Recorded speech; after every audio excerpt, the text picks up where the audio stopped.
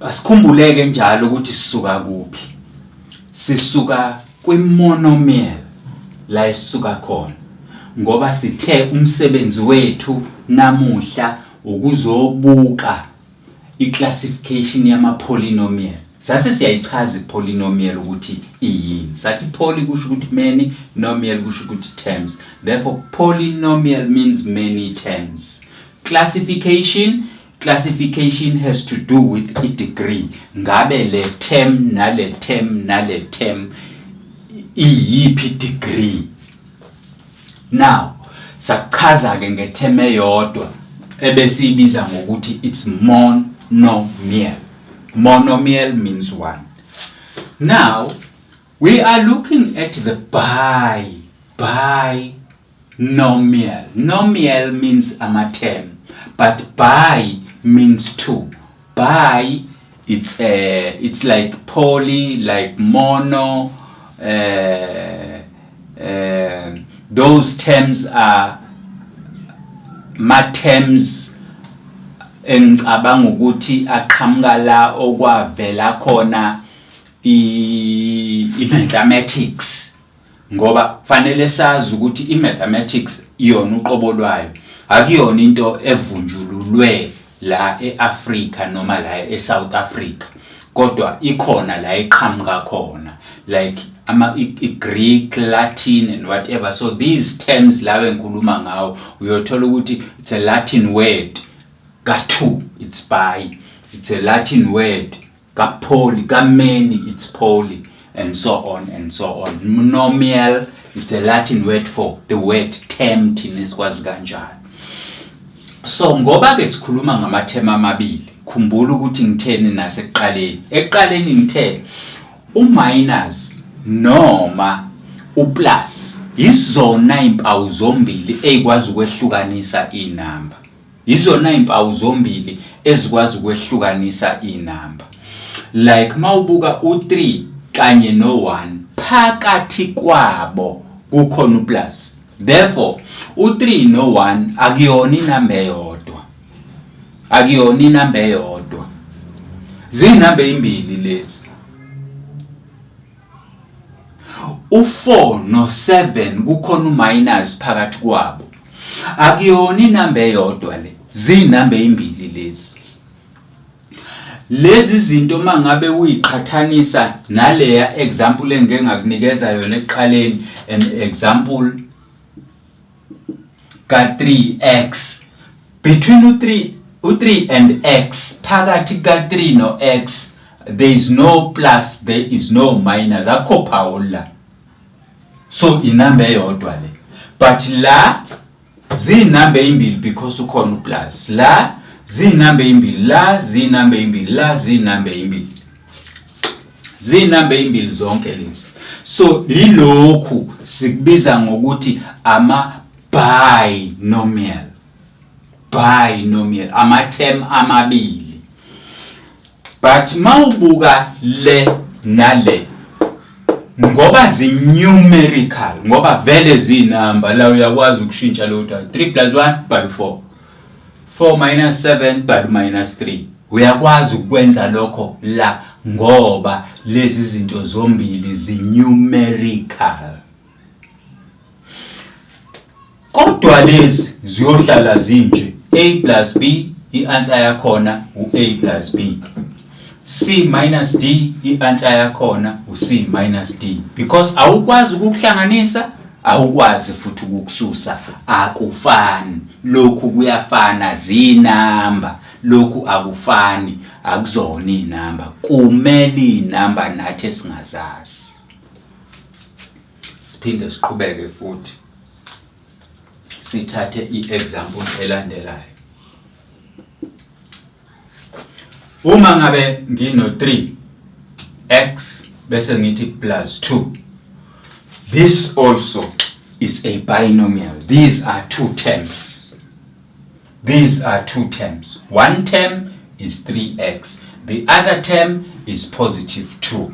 Remember ukuthi ngathi ekuqaleni ngathi inamba esukibhaliwe njengale kungekho phawu phambi kwayo kusuke kukhona njalo upositive, kusuke kukhona njalo upositive. Kanjalo lo positive umele ukuthi le ihlukene kule, zihlukene zimbili. Lezi zinto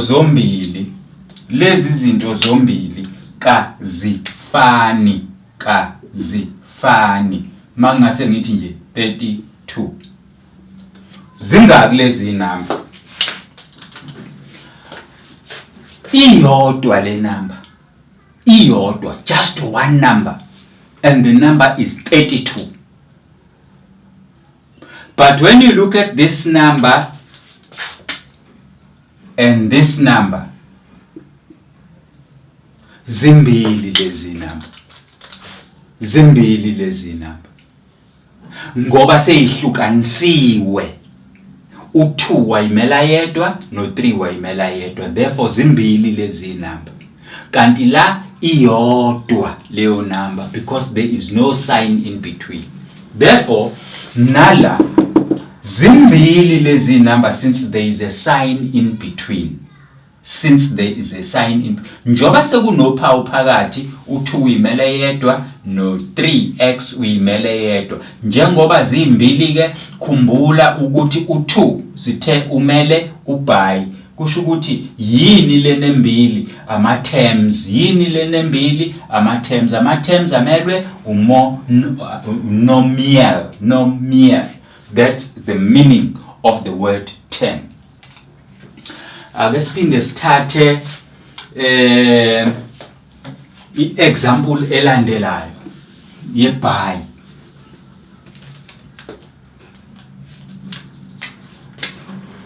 If I give you AB plus C, lezi number lezi zimbili ngoba u-A no B alukho uphawu olula. Therefore you cannot say zintathu. Khumbula ukuthi ngiqeda ukukutshela ukuthini, ngiqeda ukukukhombisa u32, ngathi u32 inumber eyodwa, ngoba phakathi ka3 no2 alukho uphawu olubani plus or minus. Iziphi impawu ezehlukanisa inumber, uplus no minus. Nalapha ke inumber eyodwa le bese kuphinda kuba yenye le. Kusho ukuthi zingaki inumber esinazo la? Zu2. Inumber ezu2 si refer ngokuthi ziu-by. By means 2. What is it? Yini lena ewu2? Ama-terms, kanti ama-terms ethu siwabiza ngo nomial. Siphinde sithathe enye example. Sithi ay minus 3x. These also are two numbers, 1, 2, separated by a negative sign. These ones are referred to as an examples of binomial. These are the examples of the binomial.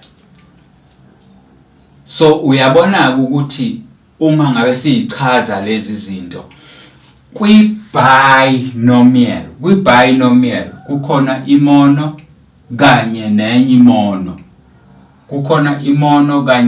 imono, le mono le i-negative, le mono le i-positive, kanti nayo le ingaba negative ngesikhathi le i-negative.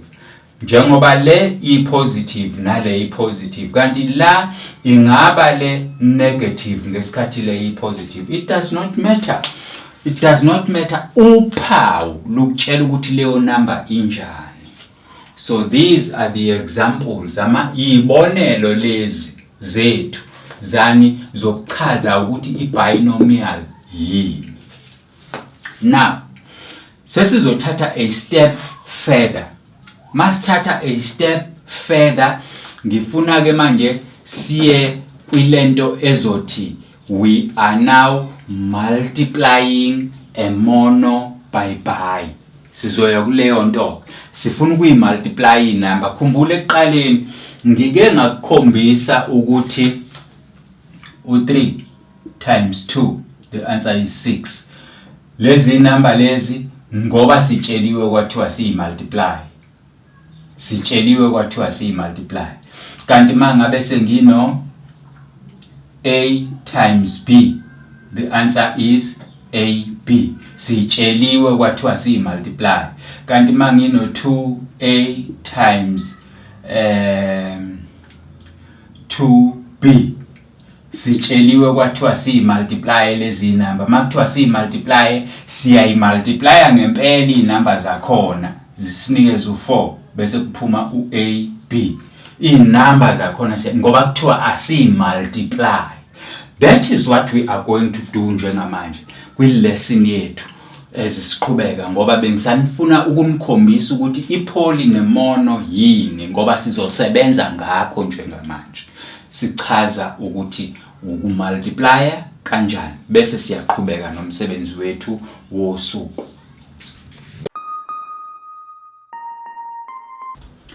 Right. Sifundile ngemonomial, ngachaza nakho konke okuphathelene nayo. Safunda ngebinomial, ngachaza ngakho konke okuphathelene nayo. Ngachaza ukuthi njengamanje ngifuna siyobuka ke ukuthi how noma senza kanjani ukumultiplya lezi zinto zombili. Simultiplya kanjani lezi zinto zombili? Lezi zinto zombili ke, this is how we multiply them.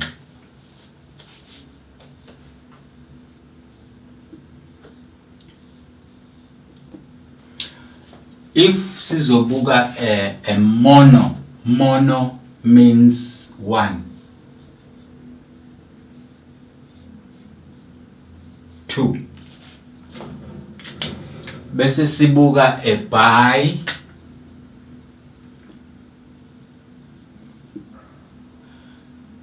means 2.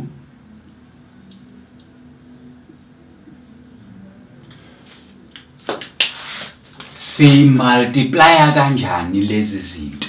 Ngisebenzisa inamba ngamabomu ngoba ngifuna siqonde noma sibone ukuthi yini lena engiyishoyo.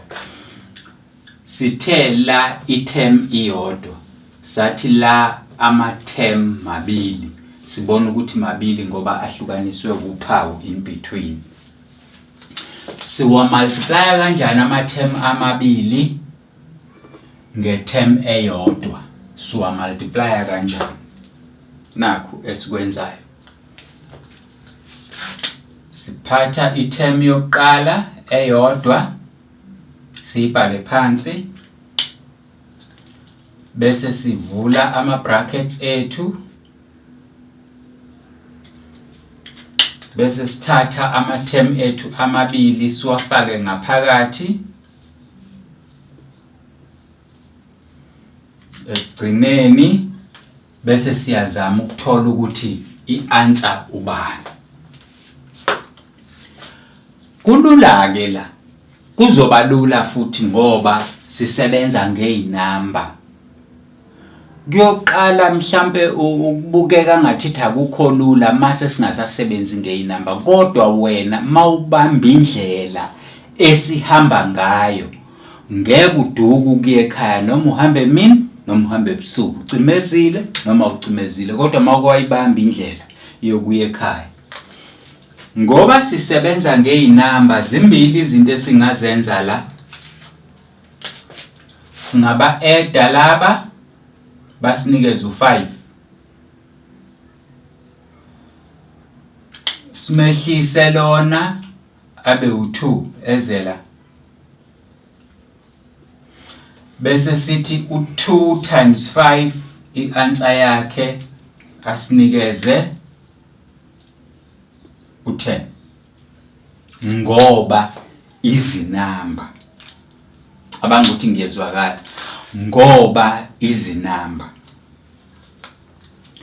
Okanye ngazo inamba sizosebenzisa umthetho ke manje. Ngazo inamba sizosebenzisa umthetho.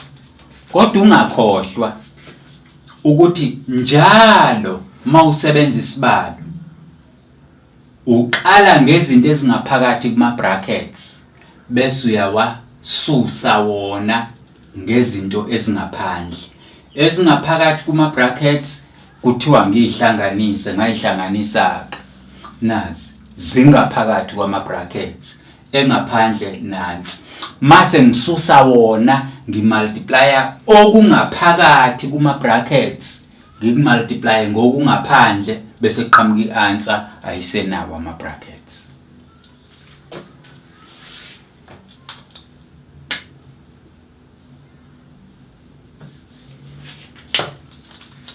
Sengifuna ke manje sisebenzisa umthetho kuzo inamba. Masisebenzisa umthetho esizowusebenzisa it's either sizothi it's a rule or a law.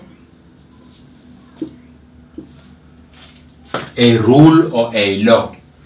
Ithini le rule yethu na? Siyibiza ngokuthi a distributive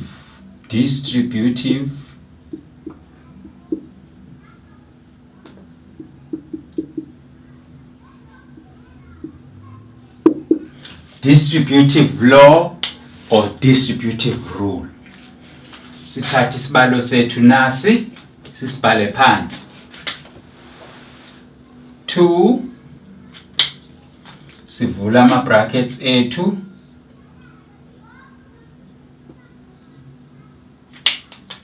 bese sithatha inamba zethu nazi u2 kanye no3 sesiya distributor. Yini lena siyidistributor? Mawudistributor kufana nokucozulela abantu entweni eyodwa sukunayo, ukuhlephulela ukwabela abantu. That is what distribution law. Lona ke umthetho lo wokwabela abantu noma umthetho wokwaba, a distributive law. Distributive law ithini? Step 1, when you go in there, this is our step 1.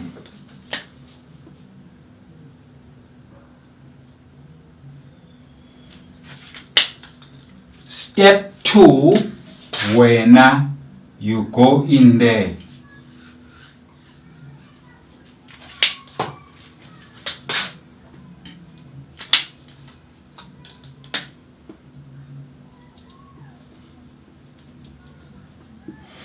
kusho ukuthini lokho? Sisuka kule number eyodwa engaphandle siya ngaphakathi, kodwa masiya ngaphakathi siya kubo bobabili. That is why ngithe siyabehlukanisela noma siyabacozulela noma siyabanikeza bonke. Sesibanikezileke yini enzakalayo? Step 1, 2 times 2 ngithola 4. 2 times 2 ngithola 4. Ngehlisa isayini yami plus. Step number 2, 2 times 3 ngithole u6. Mangihlanganisa u6 no4 ngithola u10. Lokhu okufana nalokho. So uyabona ke la I said because these are numbers. Ngithe ngoba lokhu yinamba kululu kukwenza. Uvela uqala ngaphakathi kuthiwa zihlanganise. Uyihlanganise zikunikeza u5. Yehlise ngaphandle uyise ngaphakathi kuphuma u10. Mawususebenzisa lokho esikubiza ngokuthi irule noma umthetho. Lo mthetho esiubiza ngokuthi i-distributive. Ngase ngiyachaza ukuthi distributive kusho to ukwehlukanisela